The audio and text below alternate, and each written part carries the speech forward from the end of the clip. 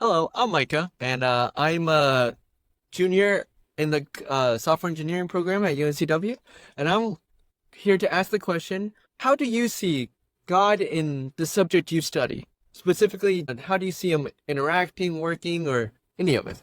Thank you.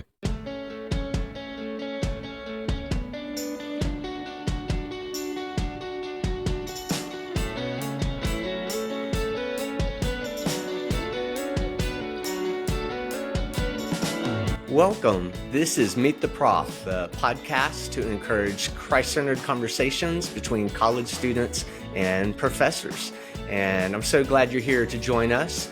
My friend Spence Hackney and I received questions from college students, like you just heard, and then we asked them to Christian professors. And in this episode, I interviewed Stephanie Thomason.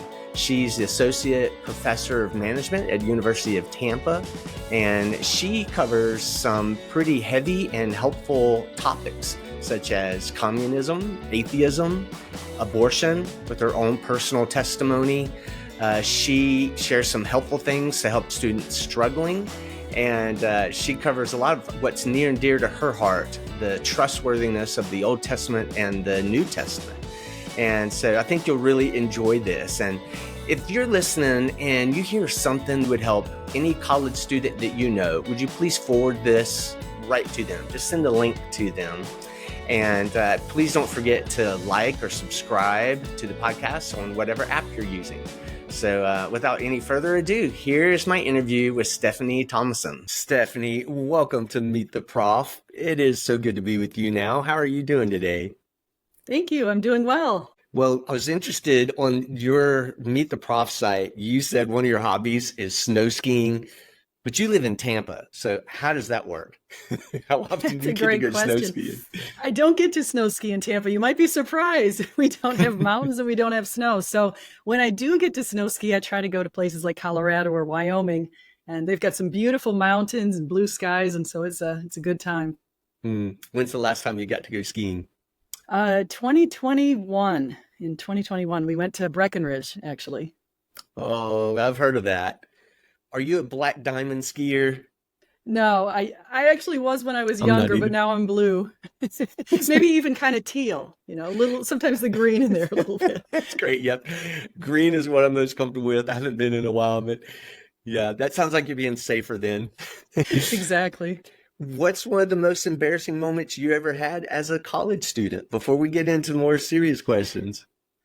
Well, I was driving to Florida State. I was driving to campus, and I remember I was in a rush to get to class, and it was about 8 o'clock in the morning, and I had to make it to an 8 o'clock class. And so I finally found a parking spot. I rushed into the campus, into the College of Business, and I was going through the door and just about to get into the door, I should say, and a bird dropped on me. A bird dropped its stuff on me. And so it's all over my hair. And so I thought I could try to go and wash that off in the bathroom. People were seeing me. The bird stuff was all over. That was a little embarrassing. So then I actually just got back in my car and drove home. I thought, I'm not meant to be in campus today.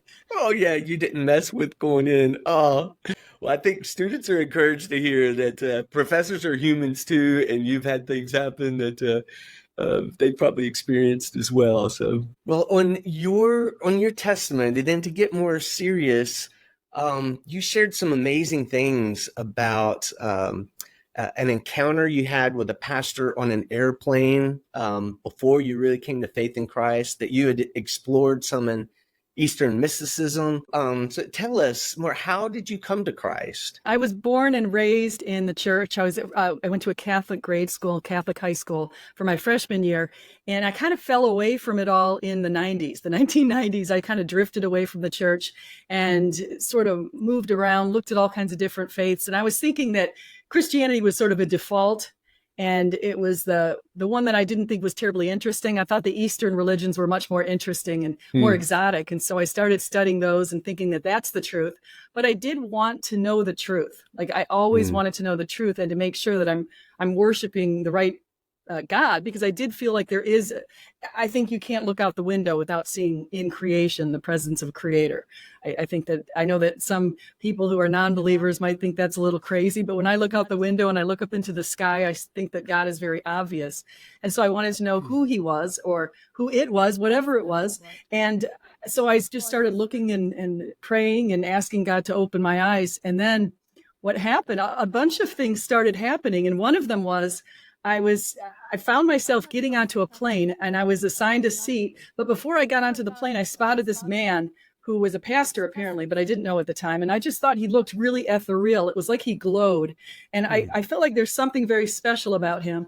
And then as I got on the plane, he sat next to me and his wife sat next to him, and he struck up a conversation. And he said, he just asked me, what have you been doing? Or what are you interested in? What kinds of things do you like to work on? I said, I always wanted to write a children's book like C.S. Lewis's Narnia Chronicles, because I absolutely love C.S. Lewis and his Narnia Chronicles. And he said, well, have you read his adult material? And I said, no. So he told me about The Great Divorce and Mere Christianity and Screwtape Letters. And so that was pretty exciting. I got off the plane and I started reading those, and I'll get to that in just a second. But he also said something that I was shocked about. He said, who am I describing? He was pierced for our transgressions. He was crushed for our iniquities. And it was because of our sins that he basically paid the price. And I said, that's Jesus Christ. What do you mean? Who is? And he said, do you know that was written about 700 years before he even walks the earth? And I said, no, where is that written? That's in the Old Testament? And he said, oh, yes. I said, is it in the Jewish scriptures? He said, oh, it is. It is. It's Isaiah 53.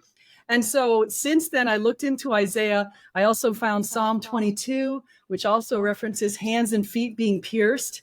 And I looked at Zechariah 12:10. And again, the idea of the piercing, how he was going to be pierced. And it just baffled me, because I couldn't believe that this was even in the Jewish scriptures. And it was, to me, such an obvious prophecy of Jesus Christ. And so that really excited me. But then the other thing that excited me and really turned the light was when I got to C.S. Lewis's Mere Christianity. And I got to the part about the trilemma. It basically says a man who was merely a man would not say the sort of things that Jesus said. Either he was a liar, a lunatic, or you must call him the Lord. And so I thought, I always thought he was this great moral teacher. And I hadn't even looked into the resurrection. And I realized, no, he is Lord. He's not a liar. He's not a lunatic. He's Lord. And it was like the scales fell off my eyes. I started to see the light. And then everything since then has just been, it's just like the world is more colorful now and just so much more beautiful. And I understand so much more why we go through the troubles that we go through sometimes, and how they're made to build us into stronger people and to shape our spirits. And sometimes some of the worst troubles can make us some of the strongest people spiritually. And so you might have to go through hell, I guess you could say, to get to heaven, but it's worth it. Explain more how you came to the conclusion that he's not a liar, he wasn't a lunatic, so he must be Lord. Yeah, well, you can tell all through the Gospels just how truthful he is. And he never once lied. And it's not even in him as part of his nature to lie. So I just thinking of him as a liar just is completely wrong. And then, of course, he's not a lunatic, because look what he did. If I go back and I knew the Gospels pretty well at the time. I knew them. I knew who he was as far as the person of Jesus. And I knew that he was God. And so this idea that to say that he's a liar or a lunatic, or since then I've had people who've challenged me who've said, well, maybe he was just a legend. Maybe C.S. Lewis forgot the legend one. And so I thought, well, if he is a legend, then we should see that in history. If he's just a mere myth, a fictional myth or a legend, we should see that in history. And so I started doing a lot of research on the history behind the Bible. And I looked into the early church fathers. I read the secular people. I found out that within 150 years of Jesus's crucifixion, there were 42 different sources that gave us some evidence and information concerning the Gospels and supporting the New Testament claims. And those sources included 9 secular sources. So it was even sort of hostile people like Josephus, who wrote about Jesus. You have Tacitus. He talked about Jesus paying the ultimate price. They were around at the same time as Jesus's followers. Josephus was born around 37. I think Tacitus did a lot of his writing around the year 100.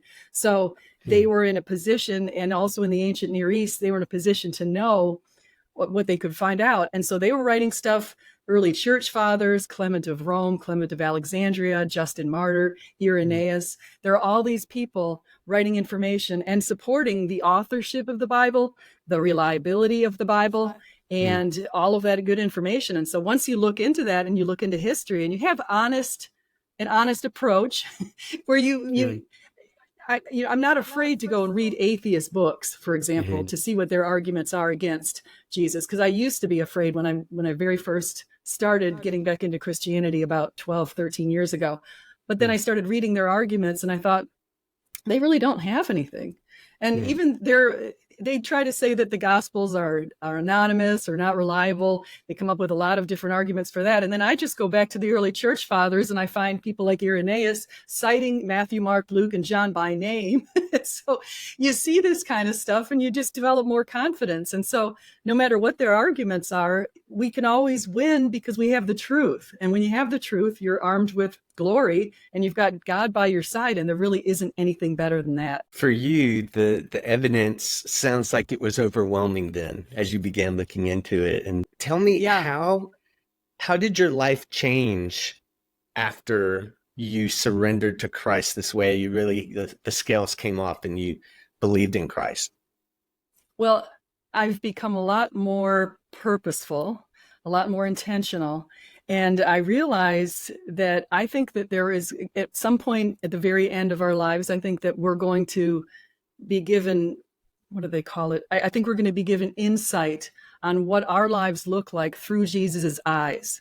And so I think our eyes are going to be opened to be able to see the sins that we commit through Jesus's eyes. And I think when you think that way and you realize that every single interaction that you have with another human is of value, there's not a thing that you do that's not going to be remembered. That's very freeing. That's encouraging. Yeah. Yeah. We're very fortunate that, I think we're very fortunate in that Jesus has given himself for all of us. I don't know. It's sad because a lot of people, I think they put Jesus in a box and they think he's all about judgment and he's all about harshness. And he wants us to feel like he's this authoritarian with a hammer. And it's not who he is. If you look at who he is, he's the most merciful. I mean, it's so funny because we try to put human mercy and what that looks like and human justice. And we can't even imagine the level of mercy and justice that he has and how it's all going to work out in the end. Well, after you came to faith in Christ, when the scales came off, your life was changing, when's the time that you had to take a step of faith? When was the challenging time you went through? You needed to trust God when maybe all the evidence wasn't visible yet that he was there. Yeah, well, let me just go back to one of my biggest challenges was when I was still looking for the truth.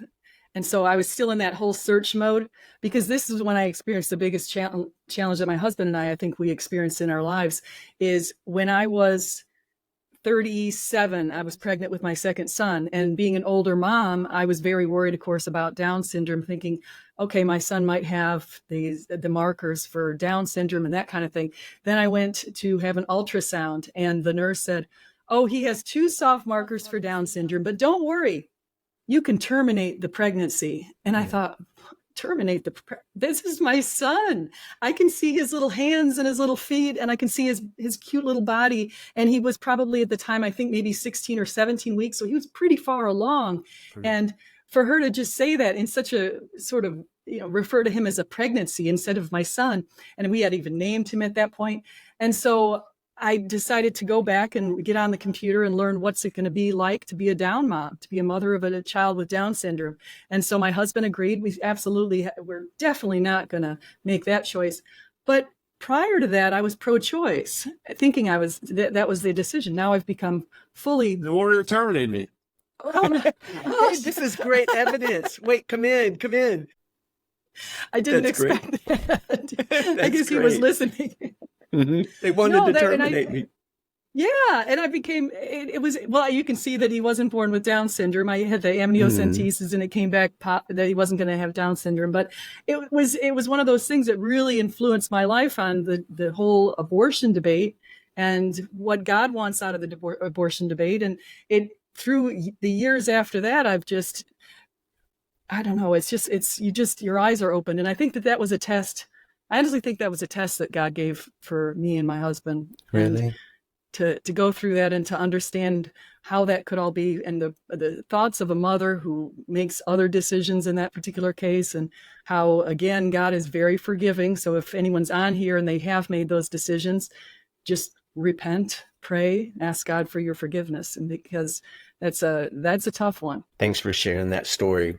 Yeah, you can see he's doing fine right now. He's a senior in high school. He and my other son Jack, they're both at the university, or actually Sean's going to be at the University of Tampa and Jack's at the University of Tampa now, so I'm very excited about that. They're both going to be on campus next year. So one of the things that I want to do, because I had that experience and because I had the other experience with Sean, is to be a light for other people. And I hope if any college students, especially if any females are going through this, even males, you accidentally get a girl pregnant or something happens like that, it's a good choice to have that baby. It's a good choice to carry the baby to term. There's nothing wrong with that. I see so few college students pregnant on my campus, and I know that there's more going on.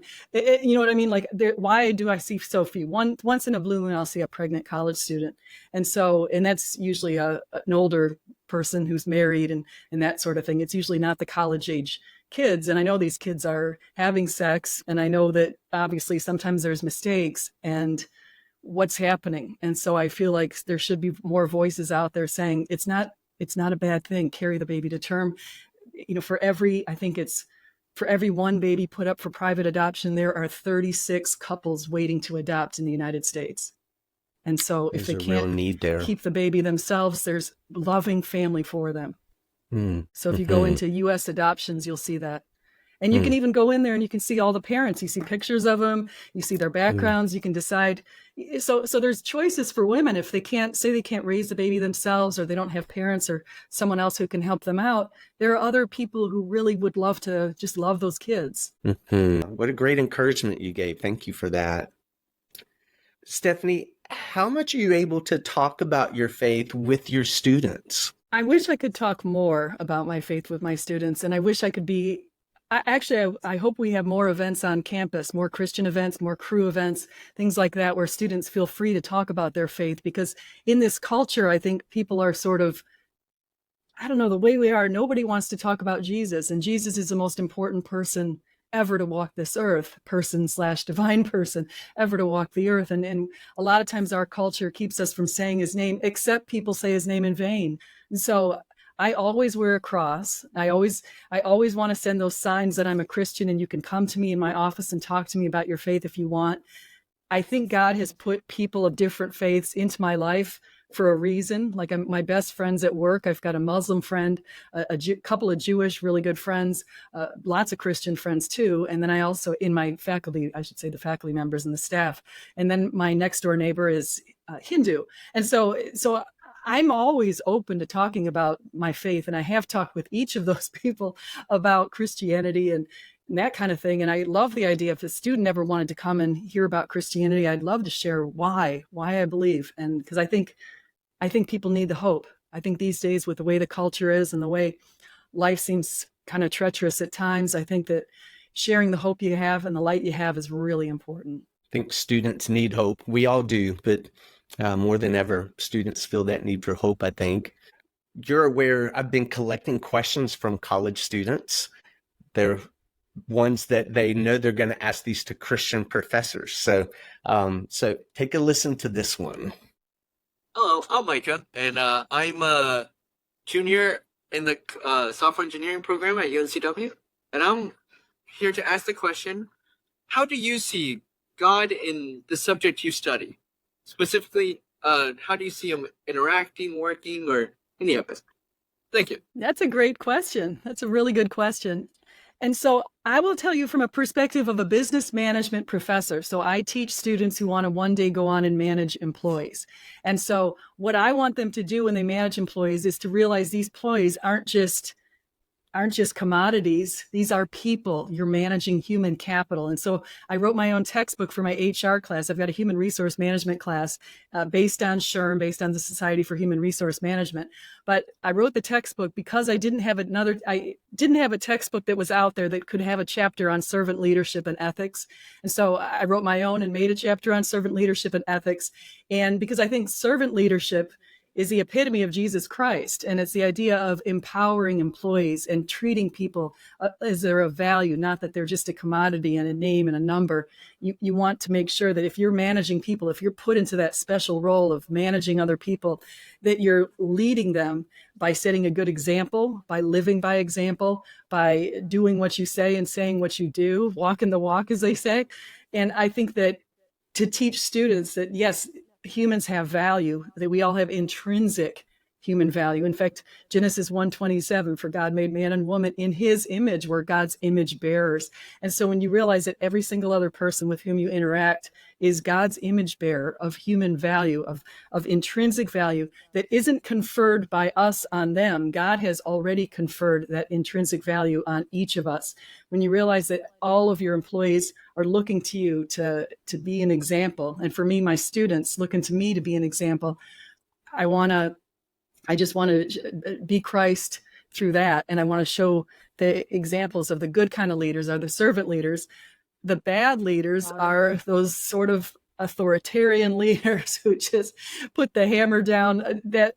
And of course, I do bring in a little bit of politics sometimes when I talk about what to do, because I see in our world places that are communist, for example, and talk about that and how communist leaders a lot of times are terribly authoritarian. They make decisions where they don't value any humans, and they take away all your property rights. They do all these things. And a lot of people these days don't look around the world and realize some of the major traumas that have been reaped upon people by communism over the years. So anyway, so I see it in the world. I see it at that level, looking at the political systems of the world. And then I also see it, of course, just at the local level, looking at people leading in organizations. Your students will be future managers then. Yeah. What a great vision to give them to be a servant leader, a servant manager. Yeah. And another thing that I want them to know is the idea of this objective morality. You know, it's really interesting because people don't talk about this so much, but if you're an atheist, for example, a lot of atheists think that everything's relative and that we don't have any sort of objective source of morality or one global standard. We do, though. We have the standard of truth and love, which is Jesus. And so everything can be judged against that, whether or not you've achieved that standard of goodness. But I can just say with the ethics, what hasn't been taught is if you look at the globe studies, so there's some authors like Robert House who came out with this globe study, looked at, I think, 62 societies around the world. And they asked every society for some important human values that they thought were really important. And they asked them for what is in your society and what could be in your society. How should it be? And one of the values that's in there is humane orientation, which is like a combination of kindness to others and then kindness to the planet and other living things. And they found in every single society that people knew they ought to be kind, but yet in every society they knew that they weren't living up to that. And there was another similar study by a person called Shalom Schwartz out of Hebrew University, and he looked at the 10 most important values that guide people's lives around the world. And he was, quote, astonished when he found that the number one value in every single society, the moral ought or the moral prescription, was benevolence, which is kindness to others. So no matter where you are, you know that there's this benevolent standard to which we need to aspire. And then the second one was universalism, which is kindness to, is defined by this, is kindness to the outgroup, kindness to others, even the outgroup members, and then kindness to animals, plants, the world, that kind of thing. So those two were up in the top, I should say top three. The third one was self-direction, is very important too, just having accountability, personal accountability and responsibility. And so when you see that we have these objectives, and for the students, I teach them, you can create codes of ethics no matter where you go in the world. And everyone knows that they should follow these certain codes because we're all we're all in alignment with this idea that kindness matters. So That makes sense. When is the time that you had a student who was willing to come to you with something more personal, and you were able to really minister to them on a more personal level? I've had a couple of female students come to me who've been sexually raped, sexually assaulted, unfortunately. And so, and in one of the cases was particularly terrible. Actually, they're both terrible. There's nothing good about those kind of cases, but one of them was particularly horrible because she had been raped when she was in high school, between high school and college, over in where she was living for a long time in another country. And I won't name the country because I don't want to somehow get identify her, but she was in a different country when this happened. And then she went back to her country I think it was between her either junior and senior year of college, or between her senior year of college and her MBA degree. And what happened then was she was staying with a friend at a house, and a stalker came in there and it was after the friend, I guess, but tried to strangle her and put her through pure hell. And so when she came back to campus, she came into my office and she showed me pictures of herself. He had tried to strangle her. Her eyes were totally in the picture, like they were red, like all the blood that went to her eyes, all this horrible stuff that happened to her. She fortunately survived.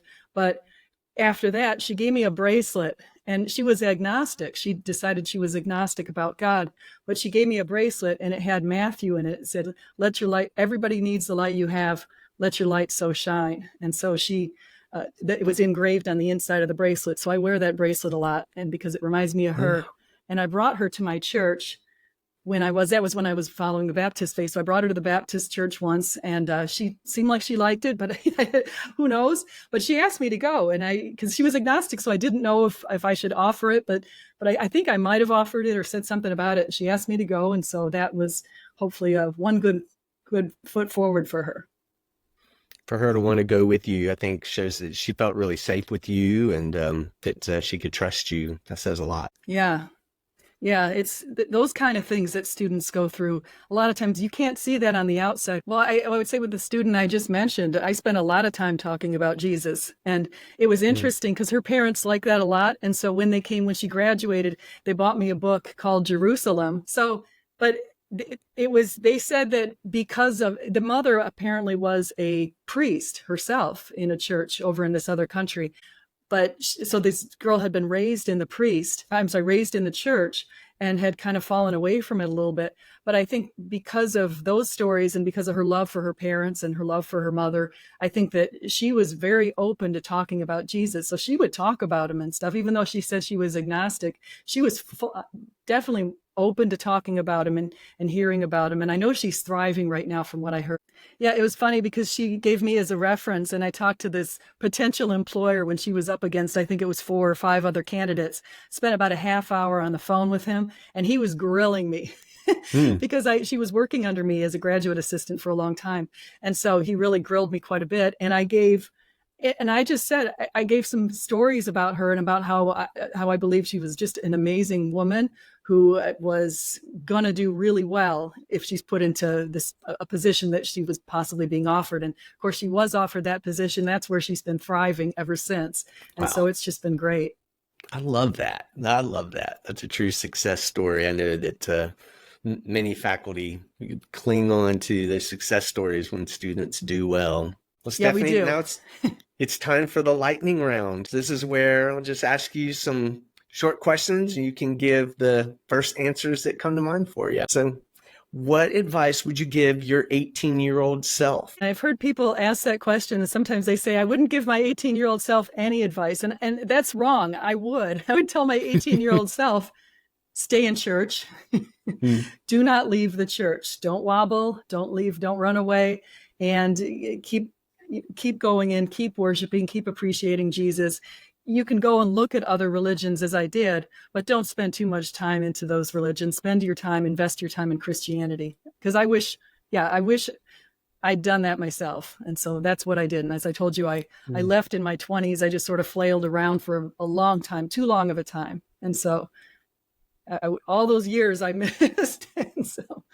Well, what advice would you give a graduating senior? I would give a senior the advice to find a job you love. Find a job you love and do something that capitalizes on the skills you have, the things you really enjoy doing. So I also, when I graduated, I was doing some sales. I did real estate sales and I did sales for a furniture store my parents owned. And so I was doing that kind of business. And I had this epiphany at 9/11. And I thought, I'm not doing what I really love. I don't really love sales. What I want to do is I want to teach. My grandfather was a college professor, and I just put my resume over at Lynn University because I had just graduated with an MBA, and I was able to put my resume over there. I got this job teaching an introduction to marketing class, and I absolutely loved it. And I realized, I liked the fact I had work experience, and I spent many years out of college before going back, and finally after that I earned a PhD. But the teaching was something that I'm really using what I enjoy. And so I think if you can find something you really enjoy, you'll never feel like you're working. It's like your job becomes your passion. And if you can take it and wrap it into your Christian faith and your Christian beliefs and the idea that you're using those gifts that God gave you, you tell the parable of the talents and not to bury the gifts. I can better use the gifts God gave me as a teacher and as a researcher and a writer in the role I'm in now than I ever could have done before. And so I'm capitalizing on what special gifts he's given to me. What advice would you give other Christian professors who want to have an influence in students? So that's a good thing. And it's funny because we're trying to get a group together to meet on Fridays. And so to start talking about Jesus and start talking about ways that we can have positive influences on campus. And so that's one thing that I would say. And the other one is my biggest piece of advice. And I gave the commencement speech at our university this past December. And the idea, my strongest piece of advice for everyone, students, faculty, family, anybody else, is tell the truth. And even if it's always tell the truth. Don't just tell a lie. I think you go back to Alexander Solzhenitsyn. Solzhenitsyn. He was living in the communist time in Russia under the USSR, and everyone was rewarded for lying and rewarded for cheating and lying to your neighbors and doing all that kind of stuff. And he basically said, no matter what, I'm just going to tell the truth, even if if you can live by that, you live by the truth, you grow stronger and closer to the actual truth, which is Jesus.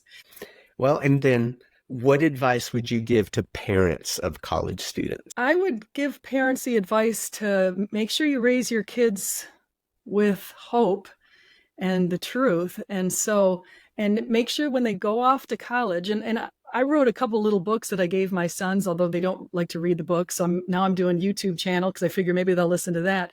But I want them to know that when people start challenging them when they're in college, and especially there's going to be atheists, there'll be atheist professors, there'll be people who are teaching them that truth is relative. It's all, it's a social construct, that we don't really have any necessary truth out there. They're going to be teaching them a lot of misinformation. And so if you as a parent can be the source of the truth and a lot of information, gather it up so you can armor your kids up. And so they have the tools they need to get through college, not thinking, gosh, I wonder, is Jesus really the truth? No, he is the truth. And so if you do your due diligence and look into it, you'll come to that truth. You don't really have a choice. Once you see it, you can't unsee it. Like, I don't understand when if people say, oh, I was a Christian, I fell away. I'm like, I don't know. I mean, I feel like once you see the truth and you really do a deep dive into the history of it all and all of the Gospels and the ancient works around that and everything else, it guides everything that you do. You've mentioned a lot of great resources. What's your number one book or resource that you would recommend to them? I have a few. If I can just name, there's three. Sure. The number one is C.S. Lewis, Mere Christianity. I think that once you get to the trilemma, many people can't get past the trilemma without opening up their eyes. I also would say just some books that are set up against that talk about the arguments. Reasonable Faith by William Lane Craig is a really good book. Frank Turek's book, Stealing from God, and also I Don't Have Enough Faith to Be an Atheist. Those are really good books. J. Warner Wallace has a book called Cold Case Christianity. excellent book. These are laying out very strong arguments and lots of arguments for God and for the existence of Jesus. And so you'll need those because you're going to go into the battlefield. And if you don't have that armor, you're not going to do very well. And of course, the Bible, obviously I should be saying the Bible, but these other books are very good as far as giving you those tools that you'll need to fight in this crazy culture we're in. That's great. Thank you. And I'll try to put links to those in the show notes. This is a new procedure for me, but to try to help students find those books. Well, Stephanie, so students can read more about you on meettheprof.com. How else can they meet you, connect with you, follow you? Yeah, so I have a YouTube channel. It's called Truth Matters with S.J. Thomason. And so I try to post videos. I just had a conversation today with an atheist. I like to try to reach across the aisle and talk to people and try to reason with them and see if we can't sort of be a light to people in all different places. And so that's one place that you can go. You can email me at sthomason@ut.edu. And so I'm always looking for emails and love to talk to students. If anyone ever wants to meet with me, you can certainly come over to the campus, University of Tampa, and meet with me, and we'll chat anytime. So I'm so grateful that you're a professor. I wish I'd had a professor like you. And so thankful you're in these students' lives and you're there at University of Tampa. And Stephanie, thank you for this time. Oh, thank you. I really enjoyed being on there today. I hope you enjoyed that interview half as much as I enjoyed the conversation. And Stephanie really covered some deep topics there. And I felt personally very encouraged about the academic study she's put into the reliability of the Bible. So if you're listening and you're a college student, would you please like or subscribe? But most importantly, would you consider asking a question to Christian professors specifically? So the most easy way you could do that for our podcast is if you find us on Instagram, Meet the Prof Official with Shane and Spence. And you can just DM us a video of yourself telling your name, your year, your campus, and any number of questions that you would have for a Christian professor. And hopefully we can get you on the show. And so also please forward this to any college student you think it might help, maybe a Christian professor or a non-Christian professor that you know of as well. And thank you so much for joining us. We're really praying that God will use these to encourage more conversations on the campus that have Jesus at the center. So really appreciate you being a part of it. And stay tuned till next time when we have another episode of Meet the Prof.